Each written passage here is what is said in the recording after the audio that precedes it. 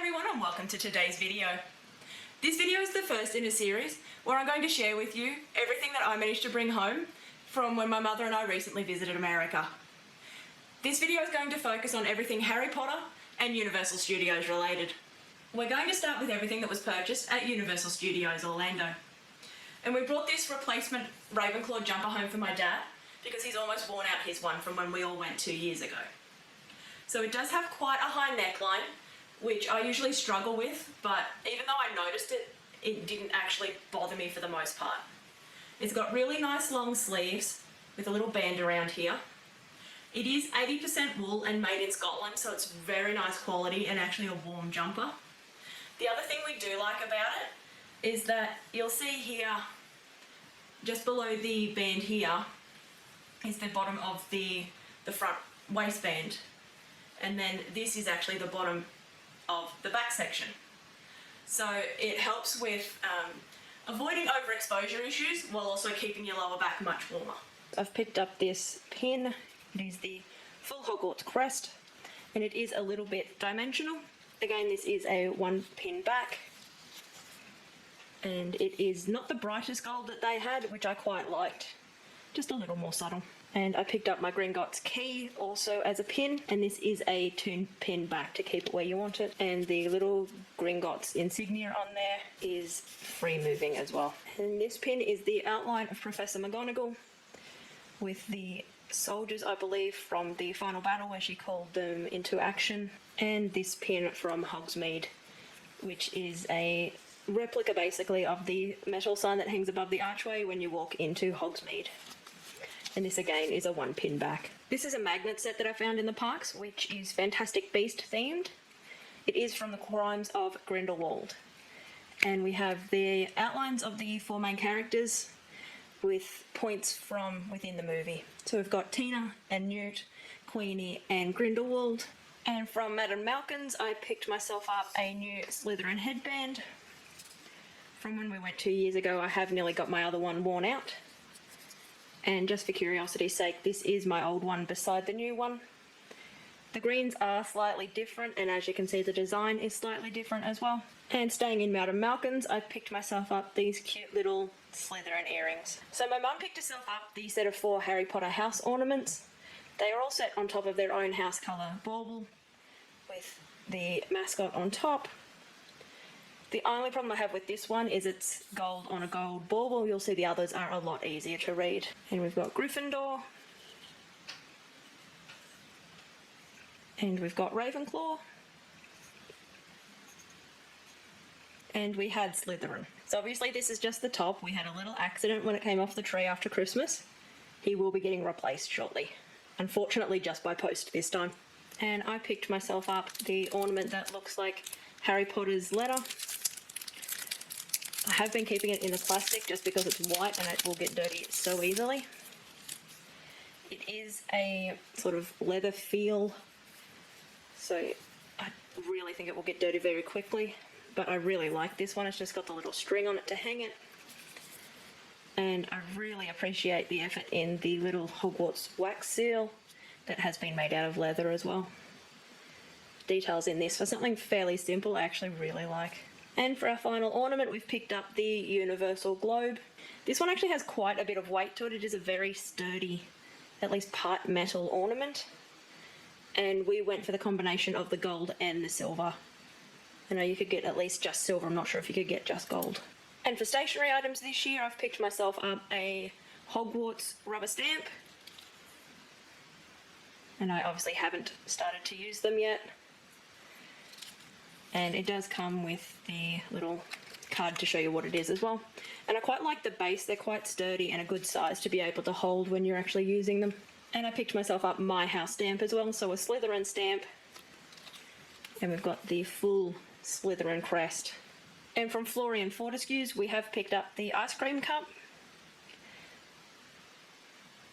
So on this side we've got their business logo, and on this side we've got the Wizarding World logo.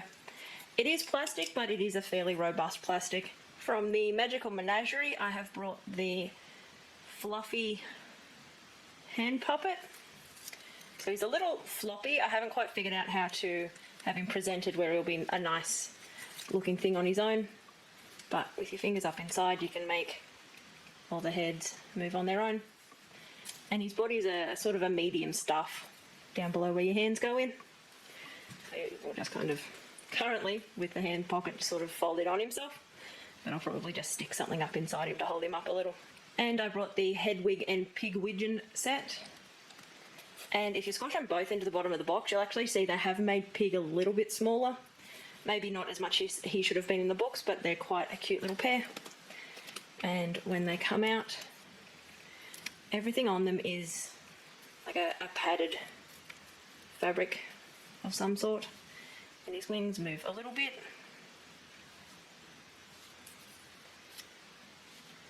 And you do have to be careful a little bit. This sort of fluffier fur here at the front does tend to cover their eyes, which I don't love. But he just needs a little grooming every now and then. So the beak as well is actually it's a relatively hard stuffed little fabric pouch. And Pig, with his bright owly eyes staring at you, his beak gets a little lopsided sometimes. But it's actually, and it's a nice quality fur. It's not one of those ones that makes you feel a bit funny or yucky underneath. And even though you can't see it with his fur on the top, he has actually got the ribbing for his wings as well. So again, they're sort of a medium stuff. And it feels like he might have beans in his belly as well as stuffing. Still at the Magical Menagerie, we have picked up a few from the Noble collection. This is Forks.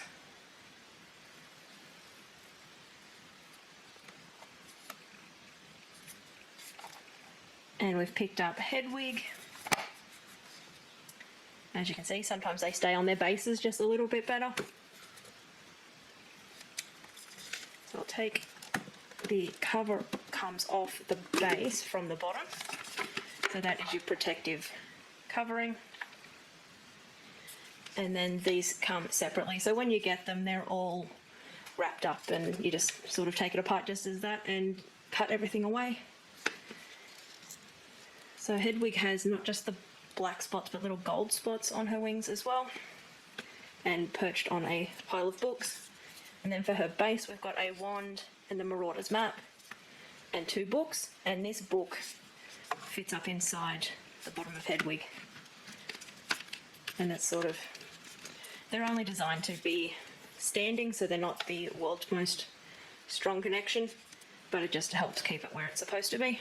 And we've grabbed Buckbeak, who is standing in the melon patch, and there's some quite nice texture on the grass. And then a cutout in the base grass is where Buckbeak sits somewhat securely inside that base. So there's some nice physical texture and then some painted texture on the wings as well. And from a trip to the Gringotts Money Exchange, we have picked up a Gringotts Goblin. This is very similar to the one that will interact with you inside that little shop. And you can see the chandeliers of Gringotts and the gates hanging right behind him. Not as much to see from the back on this guy, but I quite like they've actually bothered to put some ruffles and the buttons on his sleeves. From Honeydukes, we're going to start with these 3, and they are pictured in the order which I preferred them in. So the peppermint toads are quite a strong minty flavour, and it's paired really nicely with the dark chocolate.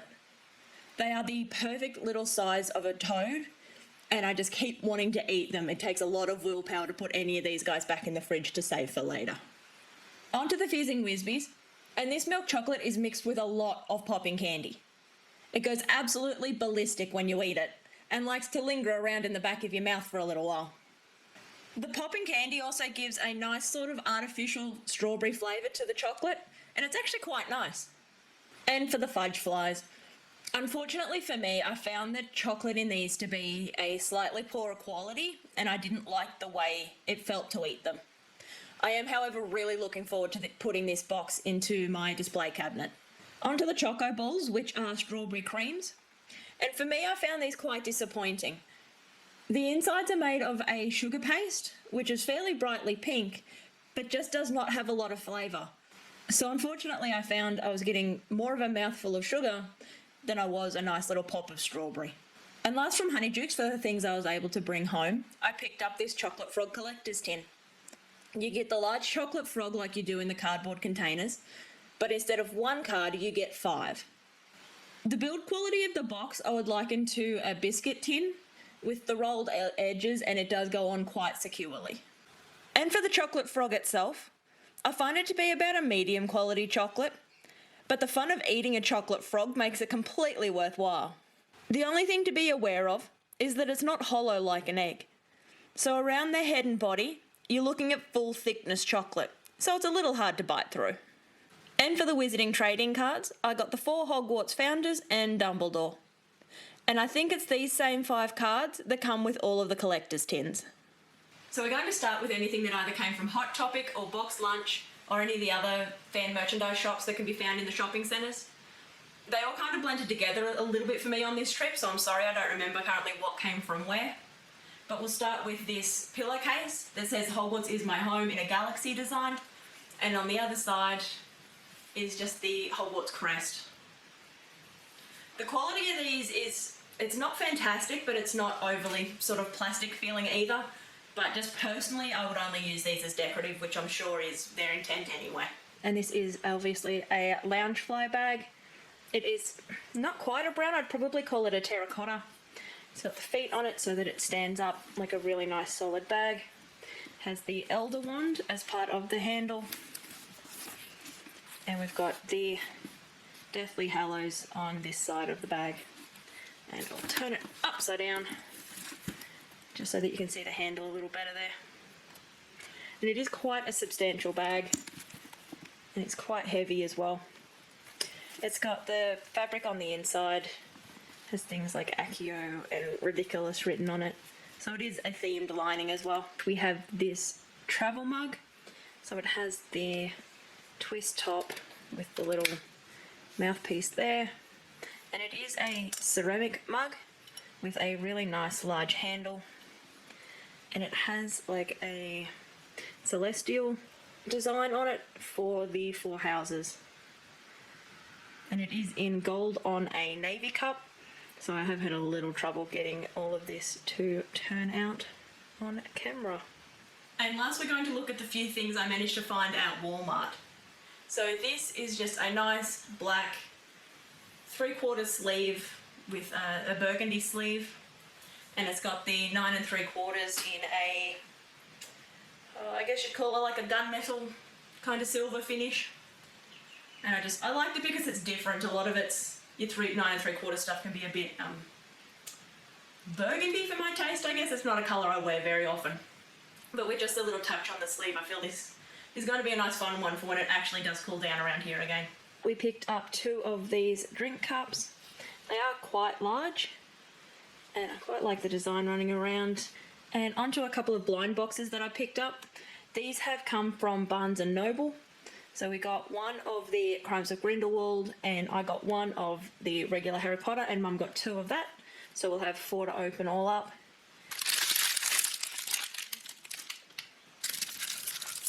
So the background looks like the New York background, like the street that you get of Fantastic Beasts.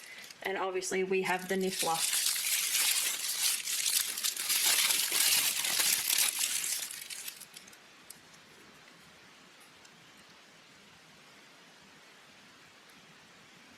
I do quite like him. The gold is not a bad shade, and everything else seems to be really well painted.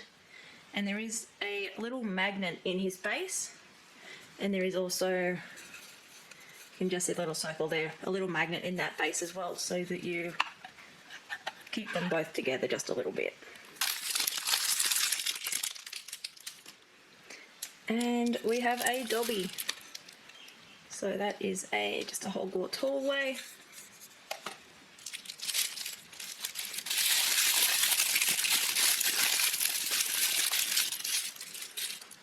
And that is Dobby. His eyes are a little oddly painted for me, but other than that, I quite like this figure. They've put a bit of variation in his skin tone, and also in the pillowcase that he's wearing.